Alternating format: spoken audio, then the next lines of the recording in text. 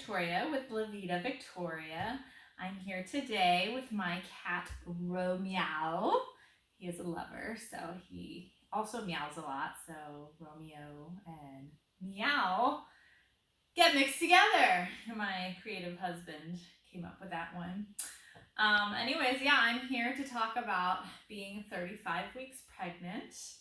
And it's flying by. And I feel like this week was a doozy. A lot happened. Where sometimes I just feel normal, easy sailing, but this week, a lot happened. A lot was going on. So, first, I'll tell you about my doctor's visit at the doc. So, I found out through the ultrasounds, which are not always accurate, they claim to be a pound or so off, and the lady said she would not guess that he was over this, but they said 6 pounds 2 ounces, which is about the 60th percentile for weight, but his head measurement is still 90 something percentile, and that's the scary part. So, my last baby was in the 90s all around, so I guess it's not so bad. Also, insurance is crazy. I have really good benefits and everything, and they want to say that they're only going to pay for like 2 ultrasounds, and I've already had one every single week, really. So I may not be getting any more if the doctor consents to that. But the doctors care because I'm advanced maternal age. It's kind of a requirement, it's standard procedure. So you would think the insurance company would say this is preventative and this is part of your health care, but they don't see it that way. So I'm going to try to get out of the rest of the ultrasounds. We'll see what happens. Also, I'm going to link a picture. Oh my gosh. So, my baby, you can actually, I didn't know you could see these kind of details, because with these black and white ones, which I've been getting, it's, you see the same profile, you see a foot, you don't see very many details, like fun details, like face and stuff. And you can actually see lips and a nose straight on, and to me, it looks just like my husband. It looks like a mature man face to me. I don't know if you guys see it, but that's definitely his face. So, and he has lots of hair. So maybe this one will be a mini hubby. And the doctor actually says my toddler looks like my mini version as a little boy. I guess she sees it in his eyes or something. Nobody else has told me that. So, I mean, maybe she's just trying to get on my good side, but it's nice to hear, that some people can see some resemblance, but I still see him as very much his own person. He doesn't really look like me or my husband. So, yeah, next week at the doctor, they're going to do what they call the strep B swab, I believe. And it's just a test for some bacteria that if you do have, they give you some antibiotics or something so that otherwise it passes to the baby during birth. So not so bad there, but just standard stuff. Next, symptoms. Let's talk about symptoms. I had a lot this week. So first off, at the doctor, I've been feeling like a lot down further than like where my belly, the big part of my belly. And it's because baby's head is way down there, way down low, that the ultrasound tech had to move the wand like much further down. And if you look at my bump, which I'll show you later on, I don't have a droopy bump. Like, I don't think I've lightened or, the belly has not dropped yet, but the baby is really low in there. So, in a way, that has me a little bit concerned that maybe he's gonna, he's getting into position, so maybe he wants to come out sooner, which would be great if I don't have to be induced.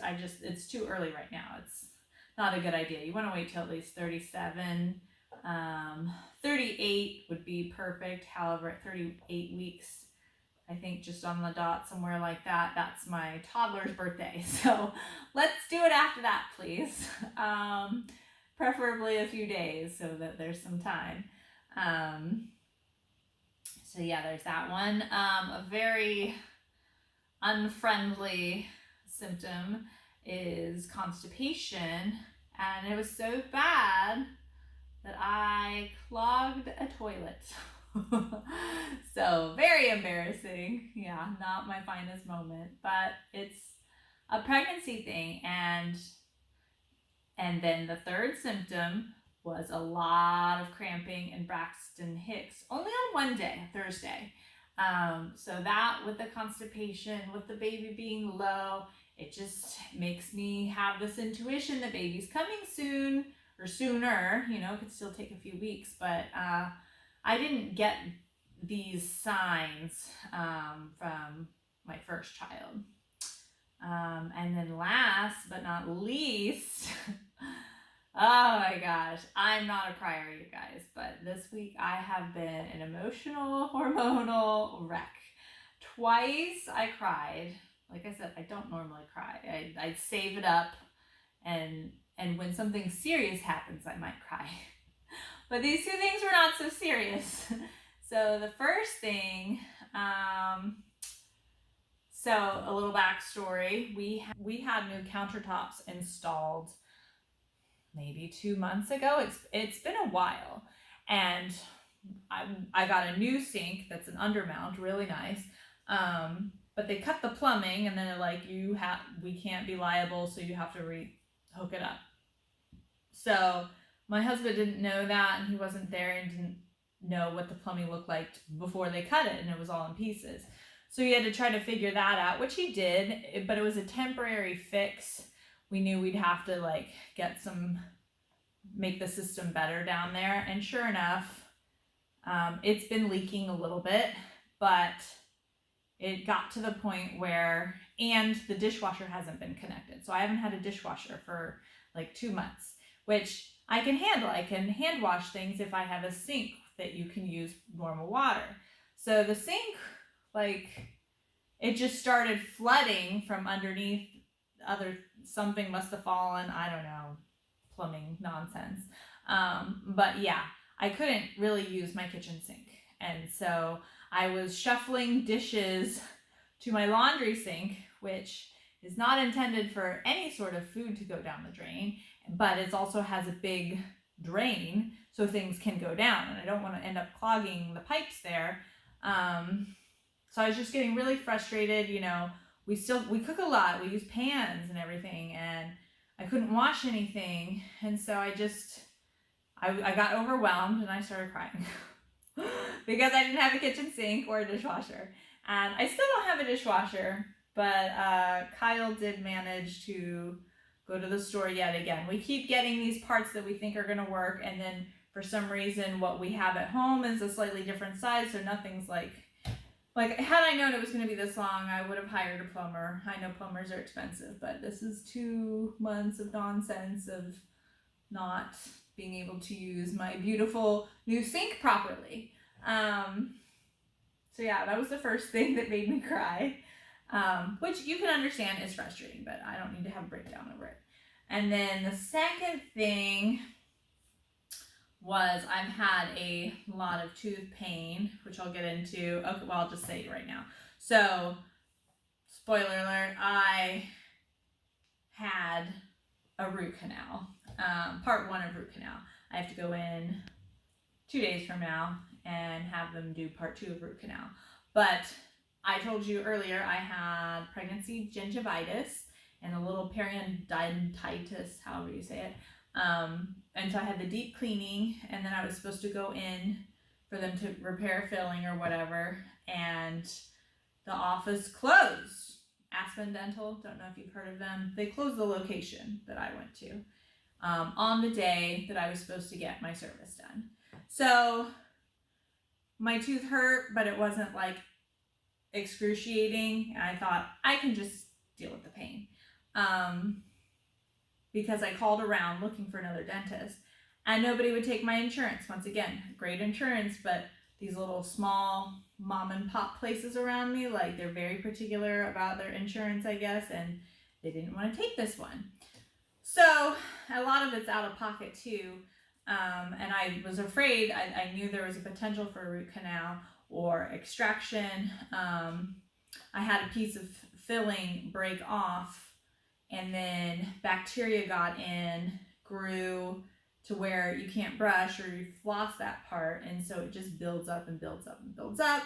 It was affecting the nerve chamber, and I was just in a lot of pain this week especially. I woke up at midnight one night, like throbbing, could not sleep. I need my sleep. I'm pregnant and everybody needs their sleep. But so I started researching at-home remedies to make toothaches go away. First thing I tried was chewing on garlic, which is not pleasant, but I'm like, I'll do anything. Just biting down really hurt anyways. But I guess there's allicin, which is an antimicrobial something that supposedly helps. Didn't feel relief from that. Then I tried cold compress, which was much better feeling, but I could still feel the throbbing. Then I tried a hot water, well, like warm water, salt water combo, gurgle mix. And I mean, that's all I could really do on my own, and somehow I went back to sleep.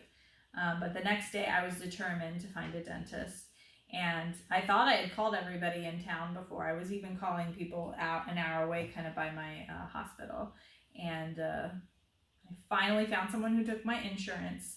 They took pity on me, and they're like, oh my gosh, you know, your situation is so, you know, unfortunate because I am so close to potentially giving birth. A lot of people don't want to work on you then anyways. And I do have a doctor's note. But normally all these dentists, when you're a new patient, they're like 6 weeks out before you get an appointment, and this is an emergency. So anyways, the lady was really nice, and she's like, we're going to help you out. You need help. We're going to help you. You can come in today in a couple hours. And she's like, it might just take us a while. They were so great, so nice, helped me out. But on the phone, just her saying that we're going to help you sent me into tears. Like, I could barely like finish the phone conversation. I was all choked up. I was just beyond the moon happy that someone could maybe look at me and fix me. Normally in control of my emotions. Not this week, not the case. So, yeah, those were my symptoms. Hormonal, and then I had a root canal. All right, on to the good stuff. What did I do this week at being 35 weeks pregnant? Well, just today I had a family/maternity photo shoot, and oh my gosh, I cannot wait to see the photos. This lady is so creative. She has so much, like so many costumes, wardrobe. She brought over like 2 giant bags, and I got to pick out some stuff, and yeah, they're gonna be much different than normal maternity photos, so very exciting, very glam, and right up my alley. So I cannot wait to share those with you guys when I get those, but it's going to be a few weeks. She is a busy lady and she only has 1 day off, so not expecting them anytime soon, but I'll get them eventually. Then yeah, it was Memorial Day weekend, and I went over, brought my toddler with me to my brother's house, who lives just over an hour away in a different direction, and he got a new pool this year, so we spent some time in the pool, which is great because Dean gets to learn how to try to swim over there, and I got him the little arm floaties and the little band that goes around. So it was just so fun to see all that, and we went to the playground, had food, and you know, good visit. So that was great. My productive stuff, I weeded the whole garden. I went ham and I went through it and I got it done. And then I weed whacked a few hedges around, but I've got a billion more to go, but I'm not trying to do anything crazy because now I really do feel like if I do too much, I have this fear that it will induce my child, and I'm not ready for him yet. We need a few more weeks. We do need him early, so we don't have to talk about induction, but right now it's too early. So, then I wrote out a list for my hospital bag and a list for my toddler, Dean's go bag, because we're gonna take him to the hospital, and then my brother's gonna pick him up to watch him. So he needs all his things with him, and that's quite a bit of stuff that he needs. And he's never spent the night away from me ever. So this will be hard for him and me, but I'll have other things on my mind. So I think I'll definitely be distracted, not be thinking about that.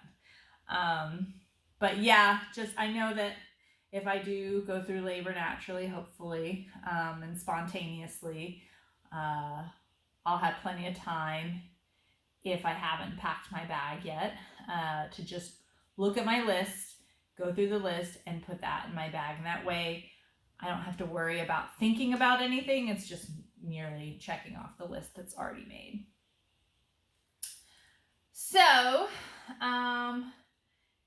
next week, I feel like I need to be more prepared. I have this intuition that things could happen and I'm not ready. So there's the bassinet is upstairs. The infant car seat, which we'll need to put in the car, is upstairs. And I have another changing table that I'm going to put down here in my bathroom, since the baby will be down in my room, which master's on the first floor. So I'll get that all ready to go. And then my plan is, after Dean's birthday, and I'm 38 weeks pregnant, I'm going to mow the lawn. I really need to mow. I mowed part of it, but I didn't mow the entrance area and stuff, and it's really bad, but I'm afraid to mow right now because I think the vibrations are just gonna send me overboard. So, but when I want it, then I will mow. And then, the last thing that I have to do is to actually pack my bag, which I can't pack everything right now because, I only have so many pajamas and robes and things like that actually fit me. So I'm hoping everything's going to be clean enough to take with me whenever this happens. It's so hard that you don't know the exact timing and day. That does make it easier to pack, which scheduling a C-section would handle that, but I don't want to go that route. So that's my 35 weeks. I had a lot for me. Normally I'm just like, I felt fine. Yeah, baby's fine. Everything's fine. Which in the long run, everything is fine. But it was more eventful than usual. So thanks for tuning in and hearing about my 35 weeks of pregnancy journey. Next week, hopefully we won't have anything crazy going on. And you'll get a few more weeks of these. And then there'll be a baby to say hello to. If you enjoyed this video, be sure to like, comment, and subscribe. Also, check the bell notification, and it'll let you know when I drop my next video. Thanks for watching, and I'll see you next time. Bye!